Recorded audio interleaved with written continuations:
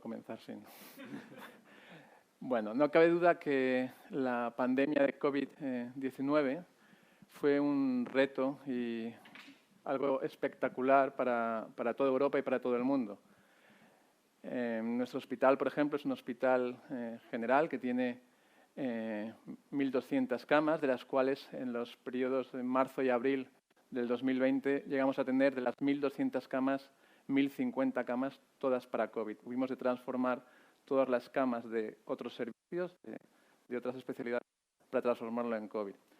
Hace pocos días, afortunadamente, la Organización Mundial de la Salud nos indicó que ya se daba por terminada la emergencia COVID.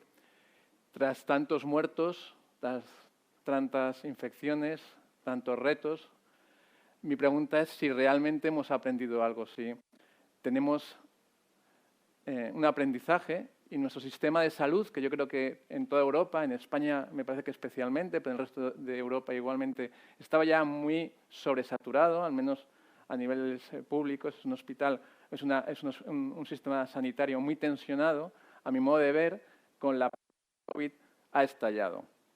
Y por lo tanto, no podemos seguir actuando como estábamos actuando previamente, porque ya el sistema estaba en crisis. Por lo tanto, el advenimiento de la pandemia COVID ha roto el sistema, a mi modo de ver, y todavía no hemos recuperado la actividad habitual que teníamos antes del 2019. ¿Qué hemos aprendido? Pues hemos aprendido que es muy importante, y el COVID fue un maravilloso ejemplo, que hay que centrarse en la enfermedad.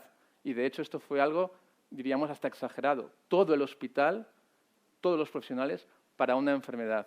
Pero hemos aprendido cómo trabajar todos juntos hacia un mismo proceso. Yo creo que esa forma de trabajo no estanca, no cada uno en su campo, sino todos en un proceso, que en este caso era el único proceso, que fue el COVID, es muy importante. Entonces, eso es, yo creo que es la primera aprendizaje que debemos tener. Cómo trabajar a partir de ahora para tratar los procesos clínicos, las enfermedades de los pacientes, y no trabajar desde la perspectiva de los cuidadores, sino desde la perspectiva de la enfermedad y del paciente. El otro aspecto es que descubrimos, ya lo sabíamos, que el hospital es un lugar habitualmente inseguro. Ya sabemos lo que es la infección nosocomial, lo que supone un ingreso, cómo los enfermos presentan síndromes confusionales cuando ingresan el paciente, y todo eso en los momentos COVID se puso en mayor evidencia. Por lo tanto, el hospital no es un sitio seguro habitualmente. Aunque trabajemos por la seguridad en nuestros hospitales, es mucho más seguro el domicilio que el hospital. Por lo tanto, al hospital solo debería ir aquel paciente que realmente se beneficie de lo que le aporta el hospital. Y eso yo creo que también lo hemos aprendido o deberíamos aprenderlo. Por eso el hospital debe ir más allá del hospital. Hablamos del hospital líquido y se va a hablar posteriormente de la hospitalización. Y creemos que cada paciente va a tener unas necesidades donde habrá pacientes que estén mejor en su domicilio, habrá pacientes que estén mejor en la atención primaria, habrá pacientes que tendrán procesos complejos y que tendrán que estar en los hospitales. Lo importante en esta fase es dar el valor que necesita y que aporta el hospital al enfermo que realmente lo necesita. No tiene sentido que yo tenga un paciente poniéndole antibióticos intravenosos, diuréticos y monitorizándole únicamente en un centro de alta complejidad como son los hospitales de gran tamaño. Y además aprendimos que como los pacientes no podían venir al hospital, teníamos que suministrarles telemedicina.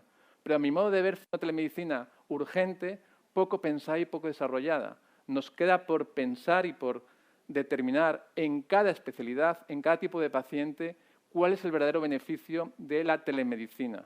No es la misma, no puede ser, en español decimos café para todos, no sé en otros idiomas, no podemos usar la misma receta de telemedicina para todos los pacientes y todas las especialidades.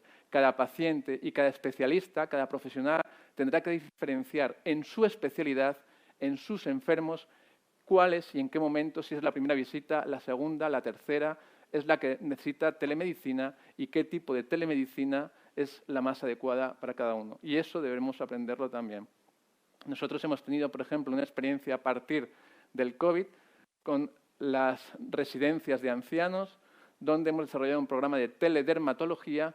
Imagínense lo que supone a un paciente anciano, a veces encamado, con limitaciones de movilidad, ir al hospital para una práctica que aquí sí que es muy visual, para los dermatólogos también les gusta tocar, pero es muy visual, donde el dermatólogo señala qué paciente es el que, a su juicio, se beneficia de venir al hospital a hacer una biopsia y un diagnóstico, con lo cual pues es una de las medidas.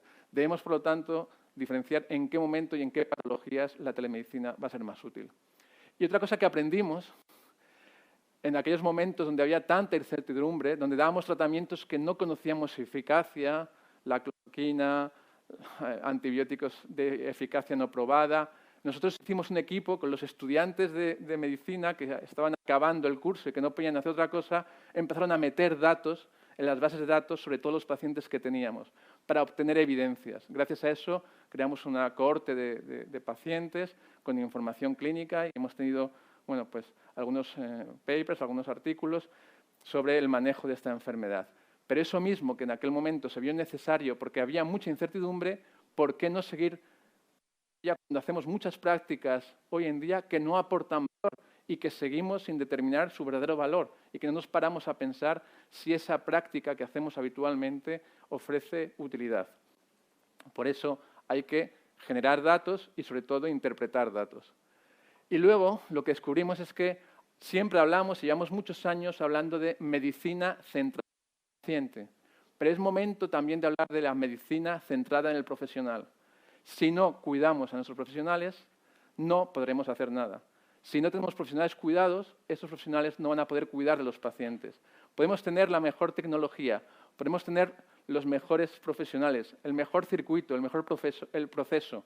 Si el profesional no está motivado, no está cuidado, nada de esto saldrá adelante. Por lo tanto, necesitamos aprender a motivar y a cuidar a los profesionales porque si no, la atención está rota.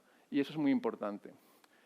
Y por último, descubrimos que cuando todo era un caos, al menos en España solemos decir que, somos a lo mejor no muy organizados, pero trabajamos muy bien en el caos. Cuando llegan situaciones caóticas, para eso somos buenos. No somos a lo mejor muy organizados en el día a día, pero en el caos nos organizamos bien. Yo creo que conseguimos ver lo importante que era tener autogestión. Cada hospital se buscó un poco las soluciones para ese momento, pero también descubrimos que es necesario trabajar en red y que teníamos que apoyarnos unos a otros.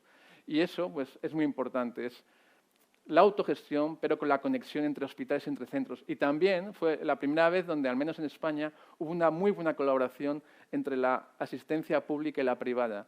Nosotros no podíamos hacer cirugía programada no oncológica, solo hicimos algunas cirugías oncológicas muy graves y el resto de toda la cirugía la tuvimos que derivar a clínicas de asistencia privada y fue una buena combinación. Los pacientes lo que querían era ser atendidos en un momento crítico. Y finalmente creo que esos 5 puntos que les comento aquí fueron los más importantes. Creo que hay que tener una medicina centrada en el paciente y en el profesional. Creo que tenemos que centrar cuál es el momento en el que el paciente se beneficia del hospital y tendremos que desarrollar, y nos lo van a decir en la siguiente mesa, la asistencia domiciliaria en otros ámbitos. Y creo que también tenemos que tener capacidad no solo de extraer datos. Los hospitales somos, y esto ya es conocido, una de las mayores fábricas de datos que existen a nivel mundial, pero tenemos que interpretar esos datos para poder mejorar nuestra asistencia. Muchas gracias.